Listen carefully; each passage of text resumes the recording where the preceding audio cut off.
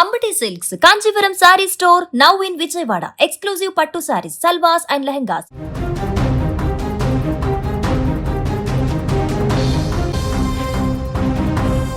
జీవితంలో కన్నీళ్లు కష్టాలు కామన్. ఈ రోజు కలిసి రాకపోవచ్చు, రేపు ఖచ్చితంగా మీదంటూ ఒక రోజు వస్తుంది. అయితే అంత మాత్రానికే తనువు చాలించకూడదు. ఎందుకంటే జీవితం ఎప్పుడు ఒకేలా ఉండదు.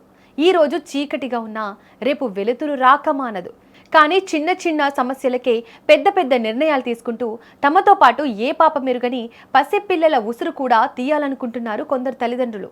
పల్నాడు జిల్లా నర్సారావుపేటలో వెలుగు చూసిన ఈ ఘటనే దానికి ప్రత్యక్ష సాక్ష్యం. చిమ్మ చీకటిలో ఇద్దరు పిల్లలతో పాటు భార్యాభర్తలు ఆత్మహత్య చేసుకుందామని ఓ డంపింగ్ యార్డుకు బయలుదేరిన దృశ్యాలు కన్నీళ్లు తెప్పిస్తున్నాయి. పల్నాడు జిల్లా మాచర్ల నియోజకవర్గం దుర్గికి చెందిన అమరేంద్ర, త్రివేణి భార్యాభర్తలు. వీరికి ఇద్దరు పిల్లలున్నారు. అంతా బాగుంటే ఆ కుటుంబం ఎంతో ఆనందంగా ఉండేది. కానీ వారిని అప్పుల బాధలు చుట్టుముట్టాయి. చేసిన అప్పులు తీర్చలేక బ్రతకలేక ఆ కుటుంబ పెద్ద అమరేంద్ర ఒక కఠినమైన నిర్ణయం తీసుకున్నాడు.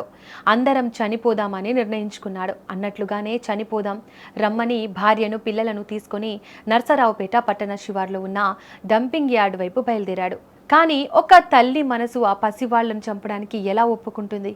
ఆ భార్య త్రివేణిలో భయం మొదలైంది. వెంటనే ఎవరికీ అనుమానం రాకుండా తన బంధువులకు ఫోన్ చేసి చనిపోదాం రమ్మని నన్ను పిల్లల్ని తీసుకెళ్తున్నాడు అని ఏడుస్తూ చెప్పింది. దీంతో బంధువులు కంగు తిన్నారు.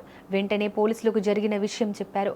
సమాచారం అందుకున్న వెంటనే Narsa Rao rural SI Kishore alert అయ్యారు. వెంటనే తన సిబ్బందితో కలిసి హుటాహుటిన రంగంలోకి దిగారు. కేవలం ఫోన్ లొకేషన్ ఆధారంగా క్షణాల్లో ఆ కుటుంబం ఉన్న డంపింగ్ యార్డ్ వద్దకు చేరుకున్నారు. ఇంకొన్ని నిమిషాలు ఆలస్యమై ఉంటే ఆ 4 ప్రాణాలు గాల్లో కలిసిపోయేవే. కానీ పోలీసులు చాకచక్యంగా వ్యవహరించి ఆ కుటుంబ సభ్యులందరినీ సురక్షితంగా కాపాడారు.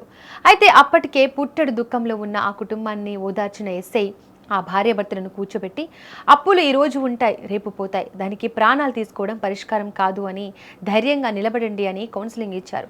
సరైన సమయానికి స్పందించి ఆ 4 ప్రాణాలను కాపాడిన పోలీసులను స్థానికులు మనస్ఫూర్తిగా అభినందించారు. ఈ కథ సుఖాంతం అయ్యింది కాబట్టి సరిపోయింది. కానీ రోజుకు ఇలాంటి కుటుంబాలు ఎన్నో బలవన్మరణాలకు పాల్పడుతున్నాయి. దయచేసి అర్థం చేసుకోండి. ఆర్థిక సమస్యలు, కుటుంబ కలహాలు అనేవి తాత్కాలికం. ప్రాణం పోతే మళ్ళీ రాదు. జీవితం ఒక్కటే, దాన్ని ధైర్యంగా ఎదుర్కోవాలి. అన్నిటికంటే ముఖ్యం, మీ కష్టాల్లో మీ పిల్లలను భాగస్వామ్యులను చేయకండి. వారికి స్వేచ్ఛగా బతికే హక్కు ఉంది. సమస్యలు వస్తే పారిపోవడం కాదు, నిలబడి పోరాడదాం, గెలిచి తీరదామనే నమ్మకంతో ముందుకు సాగదాం. మీకు వచ్చిన చిన్న కష్టాలకు చిన్నారులను బలి చేయకండి. రాబోయే రేపటి తరానికి బంగారు బాటలు వాళ్ళు.